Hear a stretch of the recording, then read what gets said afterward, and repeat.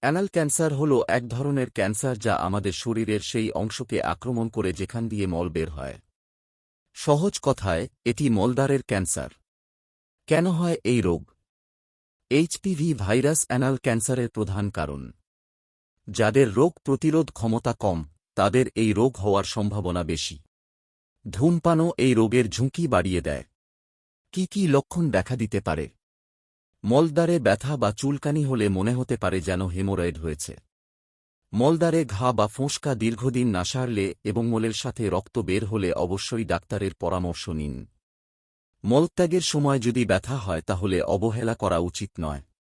কি করবেন যদি এই লক্ষণগুলি দেখা দেয়? এই লক্ষণগুলি অনেক রোগেরই হতে পারে। তাই সঠিক নির্ণয়ের জন্য একজন বিশেষজ্ঞ ডাক্তারের পরামর্শ নিন। ডাক্তার আপনাকে বিভিন্ন পরীক্ষা করতে বলতে পারেন। এই পরীক্ষাগুলোর মাধ্যমে ক্যান্সার আছে কি না তা নিশ্চিত করা হয়। প্রতিরোধ করার উপায়। এইচপিভি ভ্যাকসিন নিয়ে অ্যানাল ক্যান্সারের ঝুঁকি অনেকটা কমানো যায়। কন্ডোম ব্যবহার করে সুরক্ষিত যৌন সম্পর্ক রাখুন।